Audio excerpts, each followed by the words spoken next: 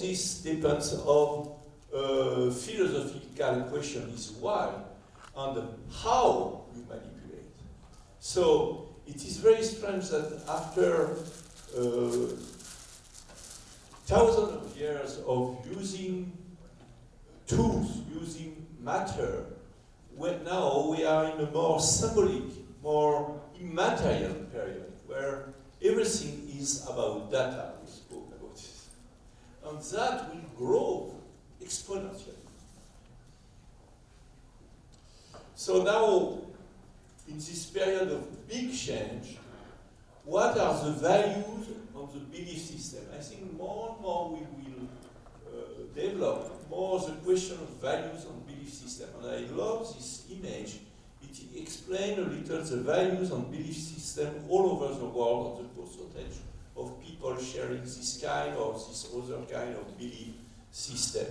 It is very important because depending on your belief system, you have the ability or not the ability to manage information. For example, of course, when you look at belief systems who are quite old, as a red one, you begin to, the color red, I will not go too much inside all this, but you can find on the internet and develop this research on internet.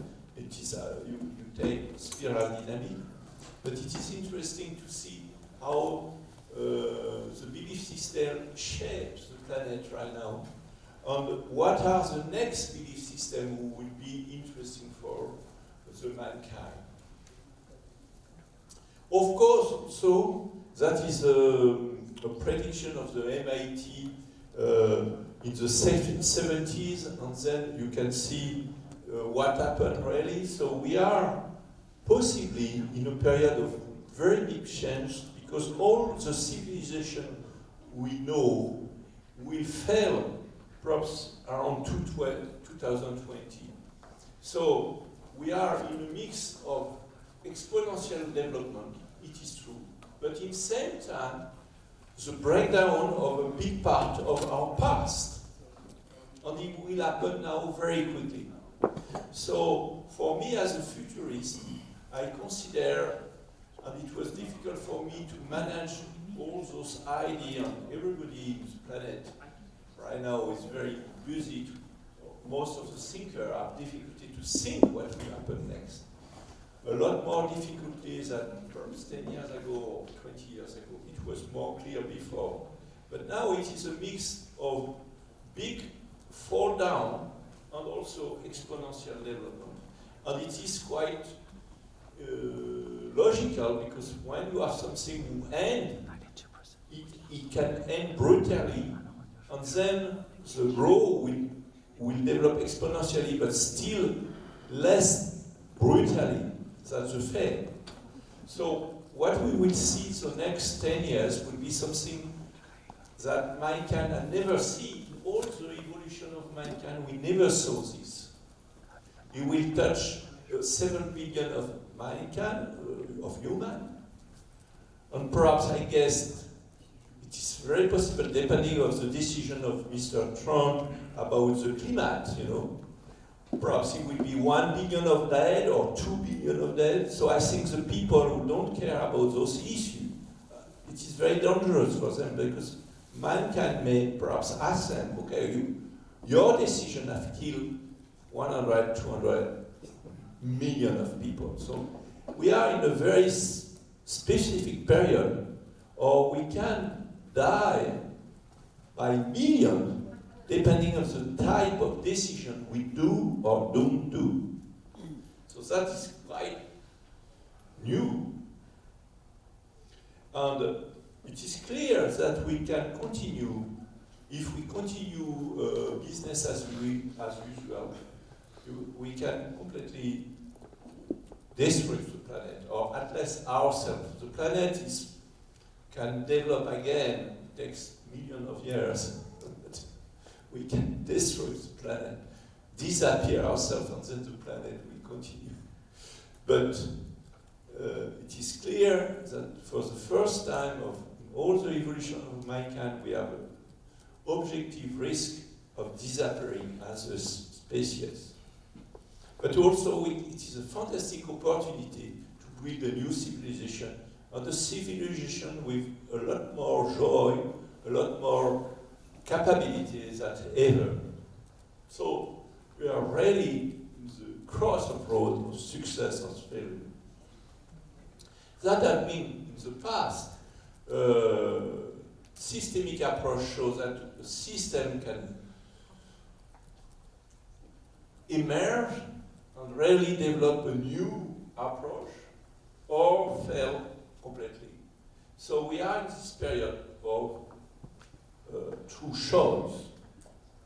We study around 300 scenarios on the planet developed by different futurists, and it is obvious that, as you see, it is, if you go on the right, at eye right, it is the best solution to find, to be proactive, to have a kind of development, but green development, and to be in a positive synergy with mankind. It is obvious that the good scenario will depend also on the ability of mankind to be in harmony all together. If the planet, if we go to, for example, a third war, planetary third war, I think the situation, the planetary situation, we cannot afford a third war. I mean, that is quite new. We cannot afford it. So, as I mean, place where it is a network, Chinese and American network, of course, the harmony between China and the USA is key for the future of mankind. That it is obvious. And if we don't, then we have a strong percentage of change. We have perhaps 60-70% of chance that the civilization as we know it will disappear and nothing will be replacing it. So, I don't know, it will be really chaotic and a mess. So it is a very strange period. Of course, the most important thing that is my work, I've been traveling to the best place, the planet where you have the best brain. The true question is, are we able to reinvent a new narrative to give hope to mankind, to make sense? Because modernity was a fantastic storytelling. But modernity is not anymore working. Science is not anymore working. The problems that we have in France cannot be solved by only science, by only technology. It is sociological issue mostly. Power, difference of wealth between very poor people and very rich people is a sociological issue. It is not a technological issue. So we have to solve it to be able to think in terms of social organization. So the big issue today is to reinvent a new story for mankind, to reinvent our grand story. So that was my work those last 20 years with the best mind of the planet. You know, I was really going in different places, trying to see how we can do this as people as Erwin Laszlo, people as the Dalai Lama was a very interesting person also in this field. But I think this work to reinvent our grand story is the most important. If we don't have a grand story, we cannot make the planet great again. That is just impossible. And also, we may have also a big problem as the population lost meaning. What happens in France, in America, with Trump and everything, is directly connected with this difficulty to reinvent a grand story and make sense. So, the place I visit is of course Palo Alto. I am here. I've been here 1 month by year for 30 years. But not only Palo Alto, Munich, Copenhagen, Taipei, Kyoto, and so on. Actually, I visited 23 of the most innovative hubs of the planet, meeting the best people in all those hubs, and trying to see how this narrative, this big new narrative, is happening now on the planet. What do we find? First, this journey showed me, and it is easier to say this when you are in the Silicon Valley, but it is true that Silicon Valley is a very, very special place. It is not only the first place, it is the first place by far. I mean, there are a big, big difference between Silicon Valley and the second, New York. For example, we will see it later, but the exit value of Silicon Valley is 4 times more important than New York. So we can really say that in this Pacific shift we have right now, coming from Atlantic mindset to a Pacific mindset, where the center of power moves from Atlantic Ocean to the Pacific Ocean, we can say really that the rise of Silicon Valley is a good record of this. The other thing we can see here is the fantastic position of Beijing, because Beijing was not in those rankings only 5 or 6 years ago. And nobody had moved so quickly in the rankings that Beijing, that China. And the question could be, of course, as you know, is does China will be first soon? So it is why it is so interesting for me to be with you in a network of China and America. I think there are a lot of things to do together. I mean, people from the Atlantic and people of the Pacific. We really have to build this new narration between the two worlds. So let's have a look at the concentration of the exit value.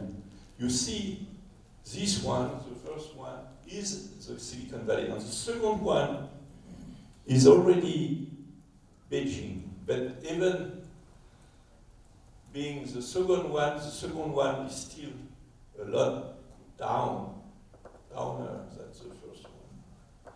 And you can see also that Silicon Valley is still so huge that you cannot compare it to any other place. You have to compare it with the top 4 other ecosystems. Then the top 4 ecosystems are more important than innovation. What we learn also is connectiveness. I think when of course, a good question could be, what will be the next Silicon Valley? No, that is the question at $1 million or $1 billion. And New York is doing, I was exploring New York 2 years ago. New York is spending a lot of money about that, trying to recover, New York was for the last 20, 30 years the first place in the world. So for them, see this Silicon Valley takes their place, it's very difficult. But anyway, why it is very difficult to replace Silicon Valley? It is the connectiveness of Silicon Valley. Silicon Valley is the only place of the world where people come from all over the world. New York was exactly this at the previous century. But New York began to be more old, and New York is an American city. Silicon Valley is not an American city. It is a city of the world. It is a place in the world where you have the most of everybody. Newcomer. So it is why any other place will have difficulty to compete. Because any other place is already a place where you have people from the country, from a special narrative culture, and then they are not connected to the world as Silicon Valley. So perhaps the next Silicon Valley, I would say, if you think clearly about this, the connectiveness and the necessity to have a new frontier, to have a new place, I think the next Silicon Valley, you know where is it? Make your brain work. It is not on Earth, it is on the moon. Yes, the next Silicon Valley will be on the moon. Because nobody is on the moon.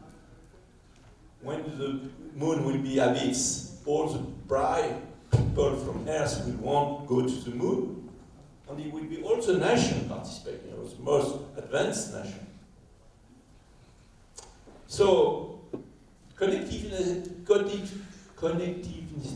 is a key.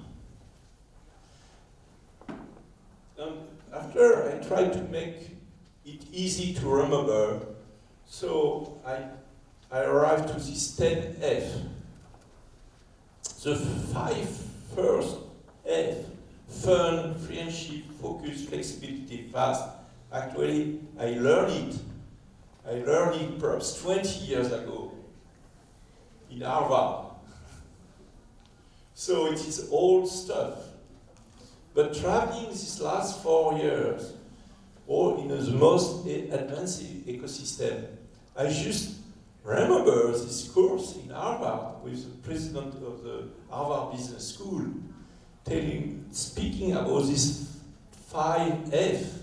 And I said, all over the world, in the best ecosystem, it is this 5F. So it was very relevant. So I take it again.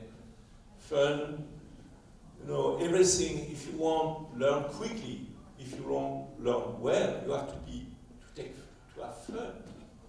Because you remember a lot better if you are in a fun spirit. So fun is fun, but fun is very important. Fun is very serious. If you don't have fun in your life, you cannot learn quickly.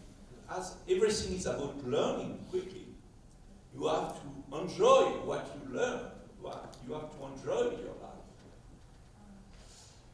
If Steve Jobs at work, even when he was ill at the end of his life, he was working even more. He don't need money. He was already ill. Why he continued to work as a crazy? Because he had fun. And in all those ecosystems, the people who are leaders are just people who have fun. They don't work. So that is also a shift. Because if you work, you are not part of those ecosystems anymore. It's strange. Sometimes I could say, if you don't have fun, take care, because soon you will be out of work. And you will be out of work even if you have been serious all your life. It's not crazy. So, let's have an image. So fun, then friendship. Friendship is very important because information flow are on network.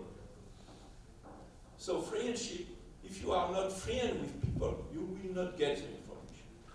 Because the true information, the most interesting information, you cannot buy it. You have it because you participate to network. You are friend with the key person who has this information. Even if you are a spy, and you spy everything, you will not have the good information. Because the most interesting information, they are in the little discussion between peoples. It is there that the thing happens. So you have to have good network of friendship all over the world. And the people who are in those networks are very good friends with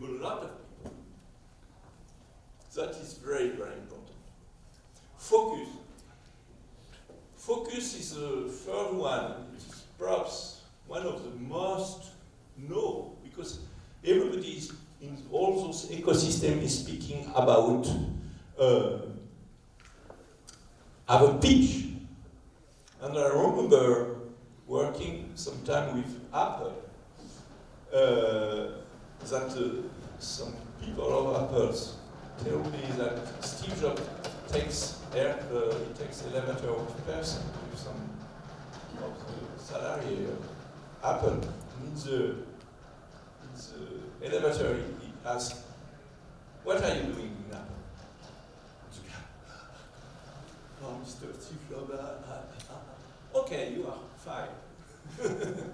Because the guy was not able to speak in just 2 or 3 minutes what he was doing in Apple. And what I observe in all those ecosystems is this ability to focus. Each person knows what he's doing, why he's here, and he is able to express clearly what he's doing there in short matter. And when you begin to go in more narrow ecosystem or place where there are less information, then the people are cool, you know. They don't have to say anything, they don't know exactly why they are here, but they do their job, you know, and stuff like this. So it is a good indicator, is the ability to focus. And that is also a lesson for our each life. Do you know why you are here? Do you know what are you going to do those next 10 days? Do you know what you are going to do the next 10 years? That is focus. To be clear about your purpose. And even if you are clear about your purpose, if you have a strategy, you have to be also very flexible. So the idea of flexibility is very, very important. The last one of those very old tendencies who are everywhere now is fast. Fast is very important, because actually what you observe in those ecosystem innovation ecosystem, it is if you are a little low, actually it is not just you are low, it is that you disappear. And this question of fast or not fast is actually a question to be part or not part. So actually what we observe all over the world, it is that more and more you have people who was part of the game, but the problem in terms of politics, and in terms of, it is that the gap between rich and poor is even worse in terms of gap of information. And when you don't have the information, when you are not enough fast, you are out. And that is a big issue for the future. How we are going to manage billions of people who are out of the game. I will return on this. It is the dark side. That are the good side of the thing. But how we deal with the dark side? Each world can be fast, yes. It is very nice to be fast, but what you do with the people who are not fast, who are not fast enough in their intellectual ability, but not fast enough in their body, you know. So after these 5 F, I can give you 5 F that I have observed during those 4 days, 5 years. Fantastic. Everywhere in the planet, you know, it is the people in all those innovative ecosystems, especially in the Silicon Valley, they are really looking for fantastic stuff. Your moonshoot, you know, kill the devs, or anything which is fantastic, or go to the moon, or anything. But you have to be to think bold.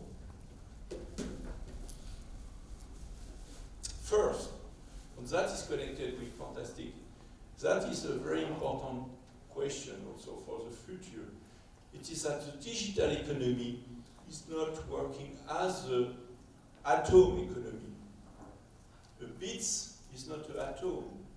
You say atom? Atom? Quoi? Matter. Oh, matter, yeah. Matter is not working the same as bits. So, in the computer economy, in the digital economy, when you are first, when you are the better, you gain all the market.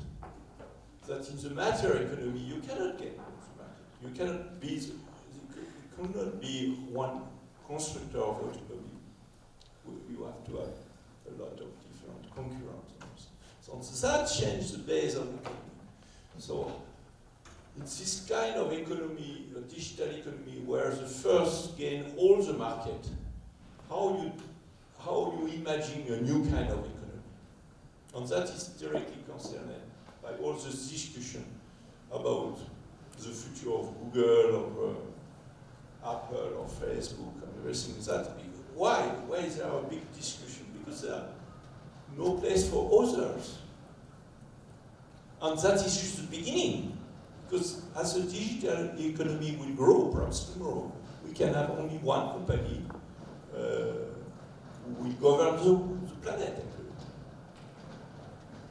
Actually, Google, when you look at the business model of Google, Google is a black hole. It could grow indefinitely and be more powerful than any state in the world. And perhaps Apple the same. So there are questions there. Free, as you want to be first, there are more and more the tendency to give free for free, because as if you are the first. And it is so much important to be the first that you can, money is not important. So you can find money on the market, and then you get your market giving for free, and then you are after in a situation to be the first, and then you are already away. Even if you are give everything for free for years. And perhaps the most tricky thing is that in a world where industrial world was based on process and security and everything, failure is an option here. Failure is very important because if things are not failing, you are not innovating enough. It is Elon Musk who says this, and it is a very interesting paradox. But of course, all those very beautiful things have a dark side. Future, to be always interested by the future. How we do with people lost in the past. Focus, but what do you do with negative externality? It is part of this question in terms of sustainable development. Is the fact that sustainability, we have to be thinking holistically to be able to think the future of the planet. And when we are very focused on, for example, technology, we don't care. Flexibility, but how do we deal with no flexibility? For example, in France, most of the people, they don't like even the term flexibility. They don't want to be flexible. I think in America it's a little better. I think in China, the people are okay to be flexible because they are being obliged in a way, I guess. But nobody are happy to be flexible naturally, I mean. Or perhaps sport person. Fast, but what do you do with people who love slow life? There are a lot of people now who want to stop this crazy life. Friendship, but how you deal with terrorists? You have the most innovative ecosystem, everybody is friendly, and then you have a bomb. It's not nice. It is kind of paradox. It's total destruction. Fun, but dramatic. Fun, but dramatically high suicide percentage. You know that the percentage of suicide of notably bright people, not only in the Silicon Valley, but particularly in the Silicon Valley. But in other countries you have this. It is the most bright people. We have a high level of suicide now, grow. We don't know exactly, we are looking why. Perhaps because of the future of the planet. There's also a question about the education, because the education is perhaps not adapted for really the future. Too much process, not enough creativity, so on. And failure. Failure is okay for people who are from Harvard. Oh, it is a game for the winner. And perhaps you can fail 1 time, 2 times, 3 times, 4 times, 5 times. Okay, but then what happens if you fail too much? So, it is an interesting place, all those ecosystems, because there are a place where all the paradoxes are there. But anyway, to be completely positive, I think we will have in same time, and in same time means that paradoxically, the fact that a big part of the civilization, of the whole civilization, is going to fail very quickly now. The paradox of this, it don't mean that the world will fail completely. It means that some other part of the world will explode. Green technology will explode.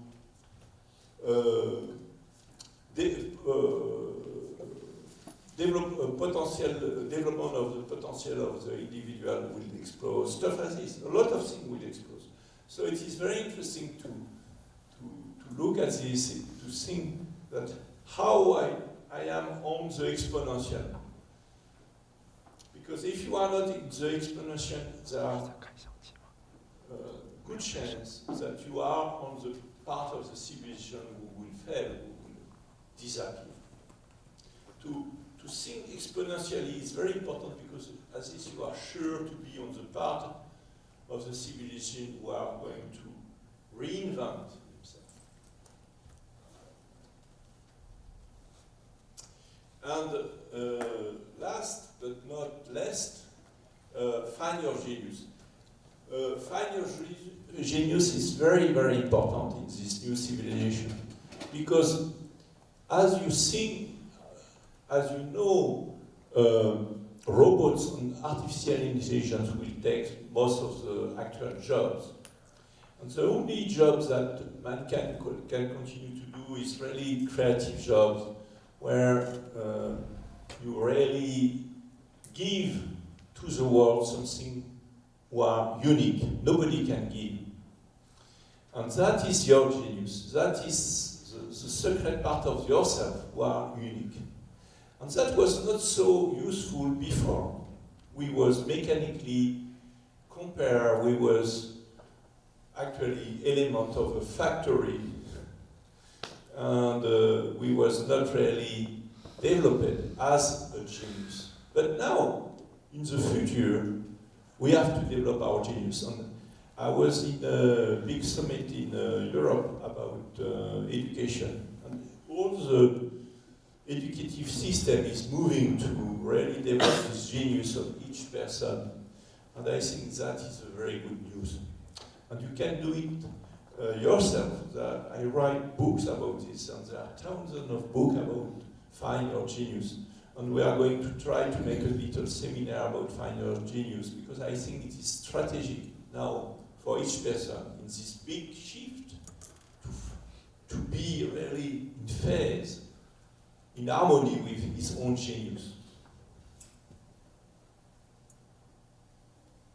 So to resume what I said, you have a free notion, very important, the ability to project yourself in the future to understand the future, the capability to see your singularity. Why are you here? What is special with you? What is special with your singularity in terms of person, but also as a company or country or region?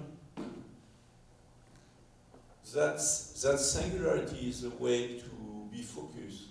It is a way to create value today. And collaboration. Collaboration is very important because the people who are going to continue to work alone on a mechanist way, without sharing information with others, all the use in the industrial era, all those people will be replaced by robots. So the ability to be creative, to be future-oriented, and to work with others are key in the future. So some books, and thank you.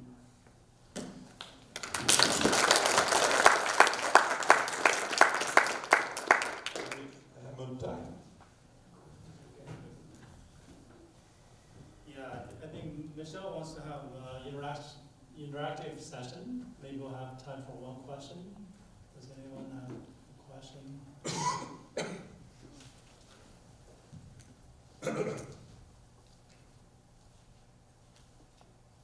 Yes. Alex, you mentioned about competing with Silicon Valley. Perhaps you can say who you are, perhaps it is interesting. Yeah, Mike, so in competing with Silicon Valley, you mentioned New York. Any other countries outside China that could be at the same level, cutting edge? Like some people say even Tel Aviv, Israel has cutting edge and stuff, so I just want to ask you, what are your opinion?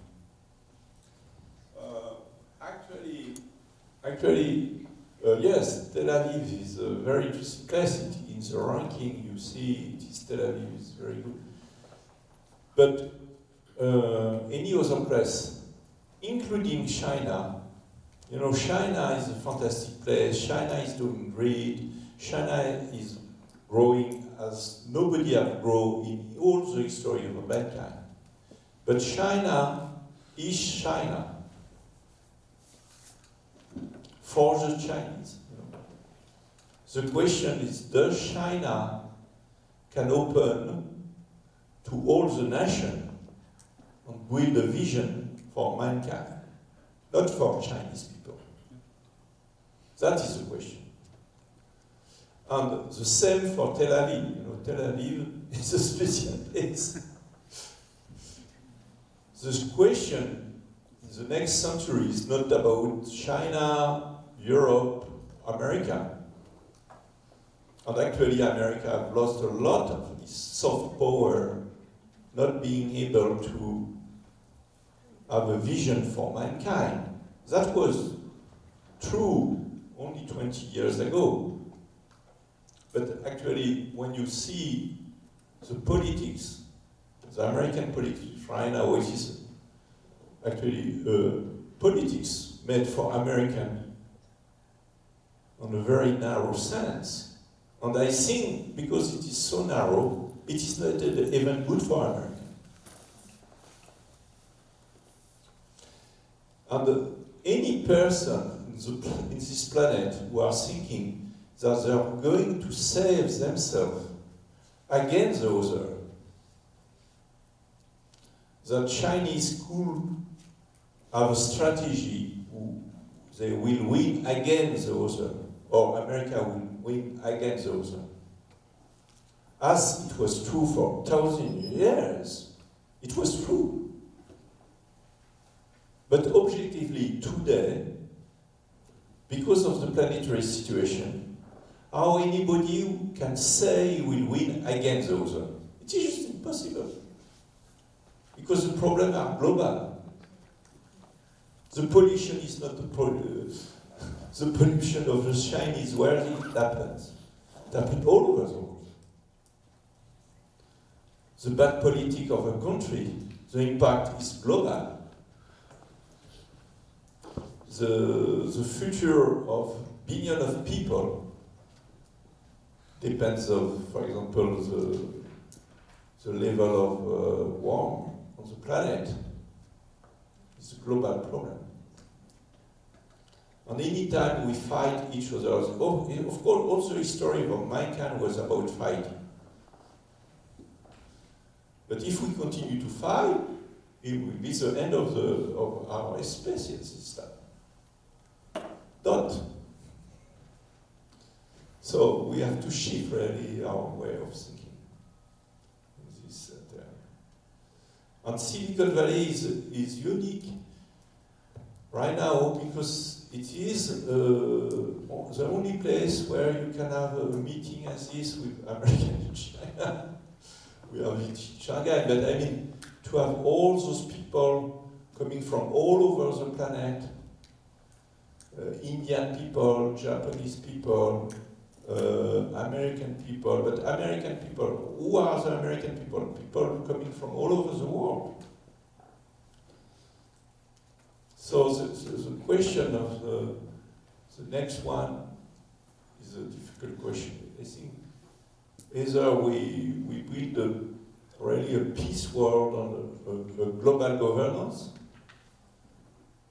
or either we will return to a very primary situation, primitive situation. Even if we don't disappear, I think we may disappear. All right. Thanks, Michel.